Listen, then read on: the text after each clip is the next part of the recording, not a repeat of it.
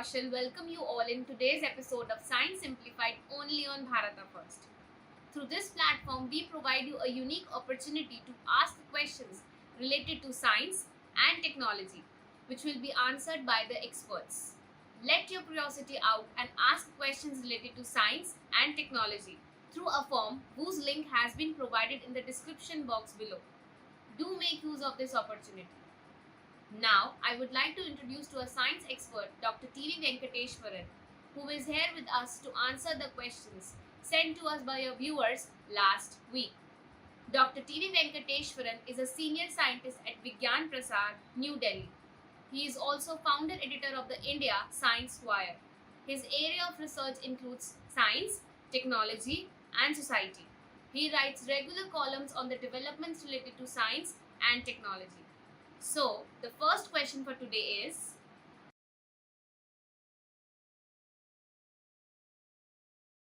Hello, my name is Prakhar Gupta. My question for this edition of Science Simplified is: what is lock on before launch and lock on after launch technology? What is the principle behind their working? Thank you. Good question. With the recent war in Israel, these things have come into public discussion. So, lock on before launch. Let's look at that first. Okay. Uh, Basically, what happens is that you are launching a missile. Okay. You are launching a missile and you are locked it to this aircraft. Okay. So, this aircraft takes a path. Okay, and then it calculates what direction it should go so that it can meet the aircraft in this particular location, right? So here you have done a lock on. So this missile is aimed at this aircraft. Yeah, so what it does is that it keeps a constant angle and only the height is increased. When it does that, it both will meet at a meeting point. That's what it will do. So it will keep watch of this object, maybe radar and things like that. It will get signal back. Based on that signal, it will keep a constant angle. So even if the aircraft makes slight change in its path, this missile will also change its path, but in such a way that it will keep constant angle so that they both will meet at some meeting point. I mean, of course, there are some ways in which you can missile avoidance is also there. So what will this object will throw away another object. So the missile will mistake this object as the main object and then start going there. I mean, so heat seeking, all those kinds of things are there. That's not what we are going to discuss now. Basically, you wanted lock on before launch and lock on after launch. So here the lock on is before launch. Okay. Now let's look at lock on after launch. So this is, let's say, for example, your aircraft. Okay, so this is your aircraft. Okay, and this is one enemy aircraft and this is another enemy aircraft. Okay, so you launch a missile. Now, keeping whichever is your major threat, here is your command center. So this is not the aircraft that you want to target first, but this is the aircraft that you want to target first. So basically, you can change the path of this missile mid path.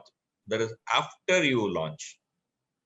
Okay, after you launch, you can change the path and then make that missile go and hit the aircraft. Okay, so in this, you'll be using something like advanced data tracker.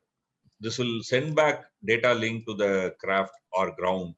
Okay, I mean, this won't be doing autonomous. There'll be a communication between this missile and the control, whether it is control is in the aircraft or ground. I mean, some way there'll be a control.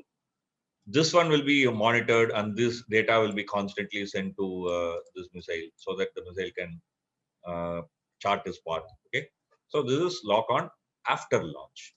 Okay, so that's how two kinds of missile aiming are worked out.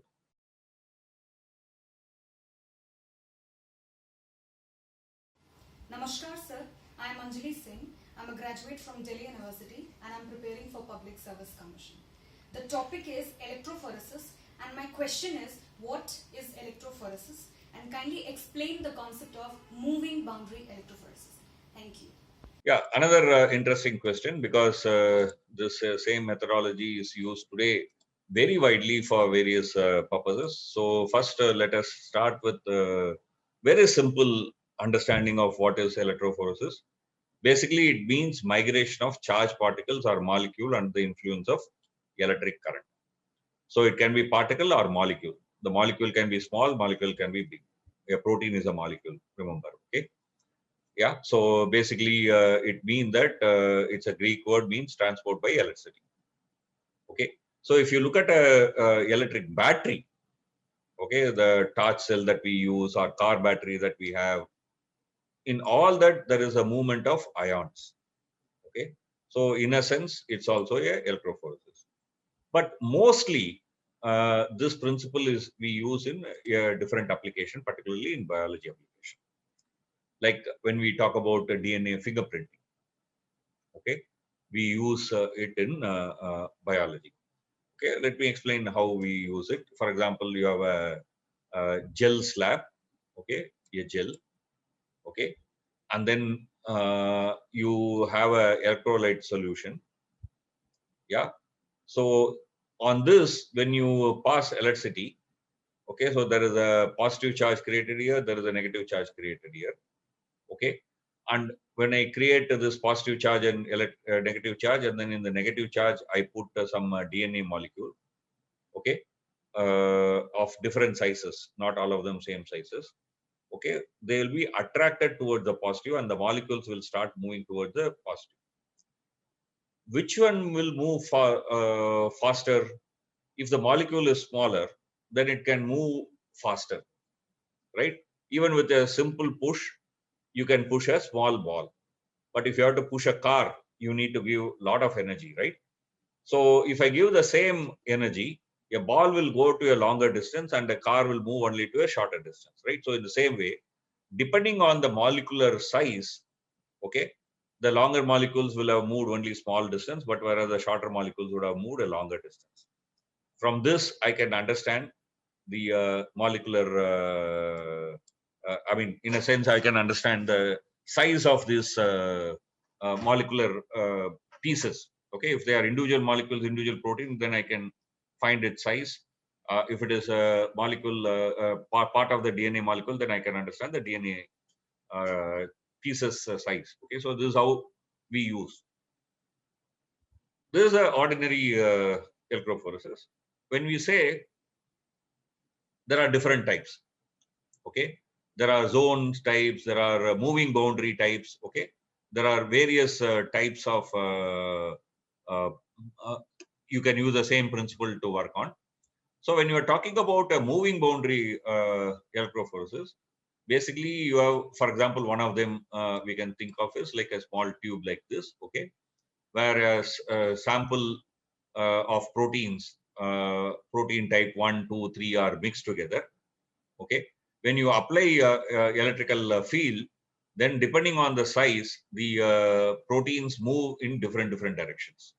Okay, so basically from this you find uh, uh, the length of the protein. Smaller protein would move faster, and the same principle will apply here also. Okay, so here the boundary is moving. Okay, so earlier boundary was one, and the boundary now is different. Okay, that's what essentially is a moving electro. I mean, that's very much useful in when we are detecting when we are working with proteins.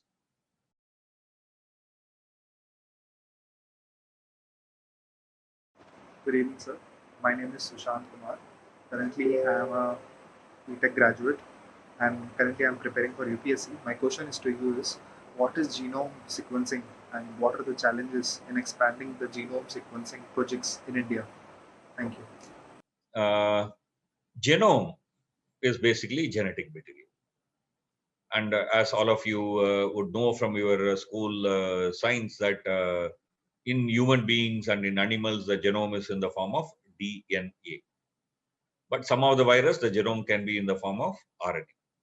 Even within our body, Sometimes the genetic material is transferred from the nucleus to ribosome in the form of RNA. Okay, and if you look at a genetic material, the genetic material is basically, you can imagine that to be a language. Okay, like English is a language with 26 alphabets, right? A, B, C, D up to X, Y, Z. Okay, there are 26 alphabets. So the genome, you can think of it as consisting of 4 alphabets. If it is DNA, this will be the 4. If it is RNA, this will be the 4. Okay. Yeah. Basically, T and U are interchanged a bit. I mean, let's not get into that detail.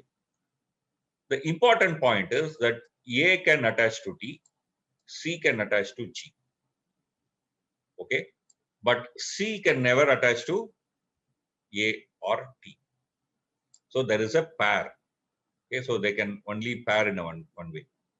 That's a very important aspect in the genetics. So if I know, for example, what is here, then I can guess what is there. If I know it is C, then I know immediately this has to be G, nothing else. Okay, I mean, if it is a DNA, right? So a genomic sequence, for example, of this gene part will be AT, GC, TA, CG, GC. AT, CG, TA, CG, GC. Okay. And of this RNA will be UGA, GC. Right. So that's simple. That's genomic sequencing. Yeah. We use genomic sequencing in today's time very extensively. For example, the PCR test. Okay. In a PCR test, you are actually doing some amount of genome sequencing to find out whether the virus particle that are taken in our swab or the novel coronavirus, for example. Okay, so we use it. So a genome sequencing, as I was saying, that finding the order of the bases. I mean, basically the alphabets. So finding out the order and then sequencing, writing it is a genome sequencing. The challenges are most of the time what happens is that you won't be able to read the whole genome. You'll be able to only find out for a small short sequence, then another sequence. But the sequence may overlap. Then how do you fit this overlap? This will be one important challenge. Okay. And sometimes your reads may not have a high quality. Maybe there is mistakes. Okay. Because these are all at very micro level. Sometimes this kind of mistakes can take place. Okay. Sometimes there are multiple assemblies available, and then which to choose would be a challenge. These are all some of the challenges in genomic sequencing that we have. Okay. So by looking at genomic sequencing, for example, one of the things that you will be able to find is that if there is a gene that is responsible for a particular disease or a condition. Let's say, for example, there are people who are suffering from a particular condition. Okay. So you take their genes. And then you take people who are not suffering from that condition and you take their genes. And then you code them. Okay. When you code them, in a particular place, you will find, for example, that people who are suffering a particular disease mostly have A. But whereas people who are not suffering, as for example, T. I mean, of course, you might have some few exceptions. Okay. The few exceptions may be because that person has not shown the symptoms. Right. So it may have. So from this, like finding out the frequency of a particular alphabet, we can see, for example, if a particular gene is involved in a particular disease or a condition and so on. Okay, so these are all something that we can do. If you look at the genome facilities all over the world, okay, both in developing and developing world, I mean, you would find that of course, India is in a developing country. But in terms of genome sequencing project, we are not bad. We are fairly good. We are in the international standards, okay, the top standards, not in the bottom standards. That's basically because we have good human power. Even though money and other things are still a issue. We have a good scientific human power, and because of that, in genome sequencing, we are in one of the top positions all over the world.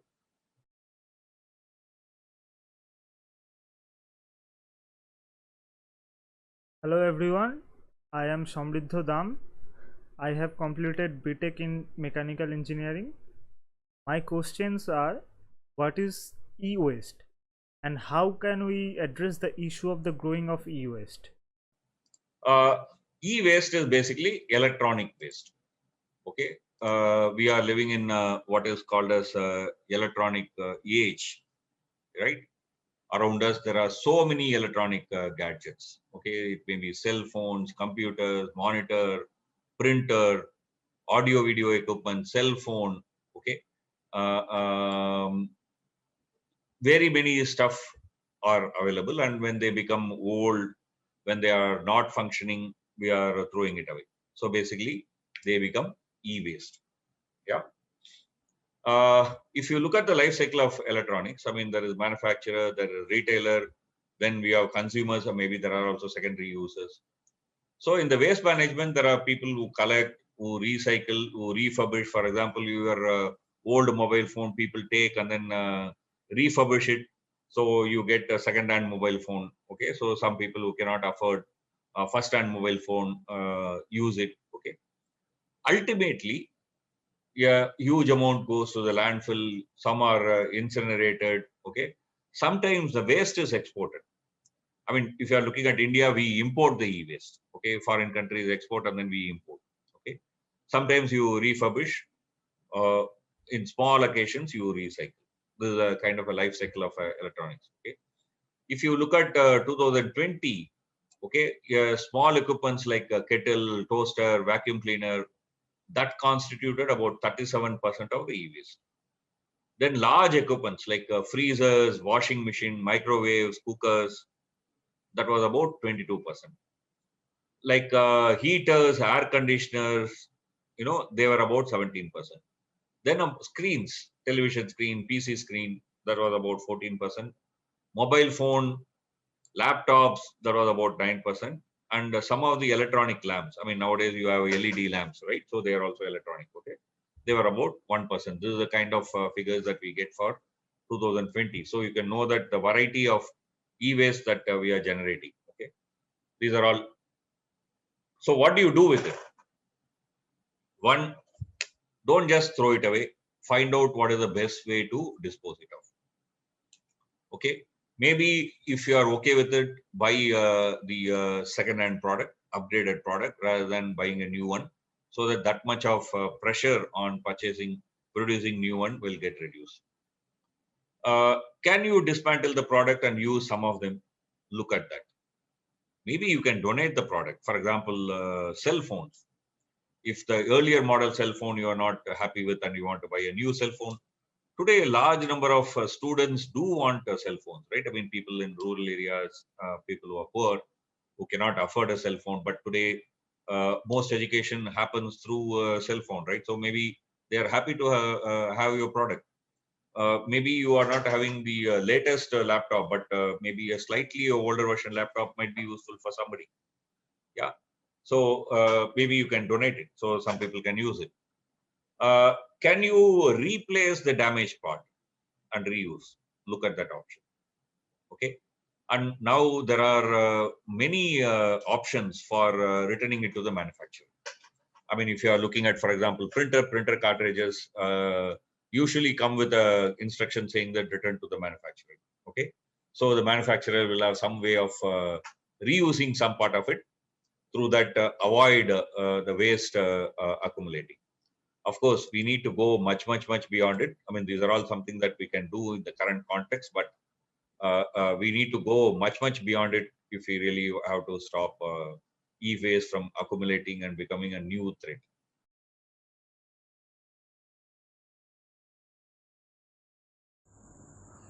Hello everyone, this is Abhishek Upamanyu. I'm a freelance software developer as well as a civil services aspirant. And my question to Bharata First is, what is application program interface, APIs, and how are the open APIs helping the government to provide access of their schemes to the general public? Thank you. Very good question in modern time. I mean, let's first look at what is API. Suppose I go to a restaurant. I want to eat something. I don't go to the chef and say that, oh, make me one dosa. Well, okay, my partner wants, let's say, vada. So make that also, please. Right? No. Maybe I want South Indian. Maybe my partner wants Mughlai. Right? So the chef who is preparing the South Indian may not be same as the chef who is preparing the Mughlai. But we both need the South Indian and Mughlai on the table, right? So then what do? I use a API waiter. Okay, the waiter who comes to my table, we give our request. Okay, the waiter goes into the kitchen and appropriately gives the orders to different people and collects them and gives back to the table. So a API works exactly in this fashion. So basically, it is an interface. That is why it's called an interface. It's an interface between the user and various kinds of service provider. Okay, it permits two application from you and the application from some other service provider to talk to each other. That's what the API does. Okay, that's the essential work of API. Whenever you are using app like Facebook or other apps, most likely you are interacting with the other end through some kind of a API. Okay, so basically the API works in this fashion. I mean, there is different networks, and each of them has to talk to each other. So the API helps, for example, the mobile researcher and the open source consoles to talk to each other and find out data and so on. Okay, in the e-commerce, whenever you are getting into a payment gateway, okay, there is a API call between your e-commerce website and the payment gateway. That's why, for example, you get a new payment gateway page whenever you're making an online payment. Okay, this is what happens. That's also a API. Okay, that's essentially how API works, interconnecting different systems. Another one interesting API example is, for example, when you are trying to book, let's say, a flight ticket through some service provider. Okay, you want to book a ticket through, let's say, Air India. You go to the website of Air India. You are interacting with Air India's website, but you want to find what is the cheapest flight. So what do? You go to Air India, collect the data, then you go to another. No, you don't do that, right? There are services like Make My Trip or things like that. You go to their website, you put your data. I want to go roughly on this date and this many passengers. This is where my starting point, this is where I want to go. Then what does that thing do? It sends out information to different airline companies, gets information, packages and gives it to you. So there is the API. Same way, for example, the waiter takes your South Indian order, your Mughlai order and goes inside, right? So same way, right? So that's, for example, one of the example of API. Thank you, sir, for your insightful explanation of the questions. On this note, it's a wrap up of today's episode of Science Simplified only on Bharata First. Be scientific, be inquisitive. Please like, share, and subscribe to Bharata First for such amazing content. See you soon.